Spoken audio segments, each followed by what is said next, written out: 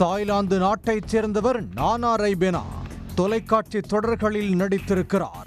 நிகழ்ச்சி தொகுப்பாளர், DJ, racing car ஓட்டுநர், தொழில் முனைவோர் என பல முகங்கள் இவருக்கு உண்டு. இவரது கணவர் பிரின்யா வே இண்டாசாய். இந்த தம்பதிக்கு 2 பிள்ளைகள் உள்ளனர். இன்ஸ்டாகிராமில் 4.6 மில்லியன் ஃபாலோவர்ஸ்களை கொண்ட நானா பல்வேறு உள்ளடக்கங்களில் வீடியோக்களை பதிவிடுவது வழக்கம். கடந்த மாதம் தாய்லாந்தின் சமூக ஊடகங்களில் ஒரு போஸ்ட் வைரலாகி இருக்கிறது. அதில் என் எழுத்து கொண்ட பிரபலம் ஒருவர் பலரிடம் முதலீடு செய்வதாக கூறி கோடிக்கணக்கில் பணத்தை வாங்கி மோசடி செய்துவிட்டதாகவும், அந்த பணத்தை திரும்பி கேட்டபோது மறுத்துவிட்டதாகவும் அந்த போஸ்டில் குறிப்பிடப்பட்டிருந்தது. பலரும் அந்த பிரபலம் நானா ரைபினா தான் என கூறி வந்தனர். இந்த விஷயம் நானாவுக்கு தெரிய வந்ததை அடுத்து அவர் அதை மறுத்தார். இந்த சூழலில்தான் பாங்காக்கில் பொருளாதார குற்றப்பிரிவு போலீசார் சம்பவத்தன்று நானா ரைபினா வீட்டுக்கு சென்று அவரை கைது செய்திருப்பதாக செய்திகள் வெளியாகின. அதன் தொடர்ச்சியாகத்தான் நானாவின் மோசடி வேலைகள் அம்பலமாகியிருக்கிறது.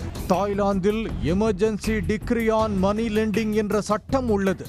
பொதுமக்களுக்கு அதிக வட்டிக்கு பணம் கொடுப்பதும், தனிநபர்கள் கடன் வழங்கும் நிறுவனம் போல நடந்து கொள்வதை தடுக்கவும், குறைந்த அளவில் முதலீடு செய்தால் அதிக லாபம் தருவேன் என பொதுமக்களிடம் இருந்து பணம் வசூலிப்பதையும் தடுப்பதற்காக இந்த சட்டம் உருவாக்கப்பட்டிருக்கிறது. இது மாதிரியான குற்றங்களில் ஈடுபடுபவர்களுக்கு 3 ஆண்டுகள் வரை சிறை தண்டனையும் அபராதமும் விதிக்கப்படும். Emergency decree on money lending என்ற சட்டத்தில் தான் தாய்லாந்தின் பொருளாதார குற்றப்பிரிவு போலீசார் நானா ரைபினா மீது வழக்கு பதிவு செய்து அவரை கைது செய்திருக்கிறார்கள்.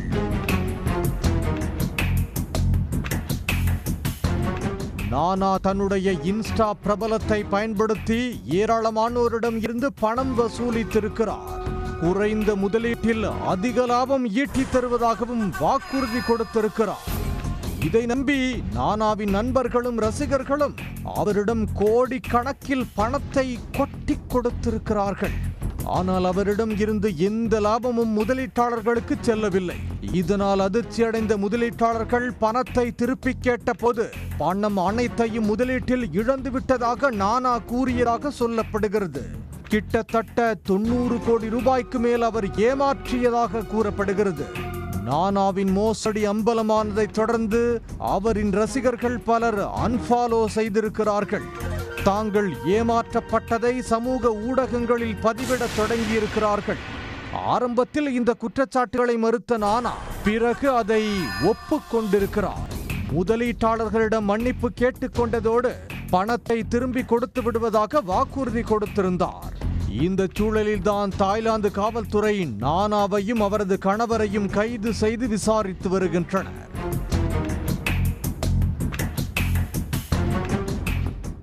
உடனுக்குடன் செய்திகளை தெரிந்து கொள்ள சன் நியூஸ் பெல் ஐகானை கிளிக் பண்ணுங்க.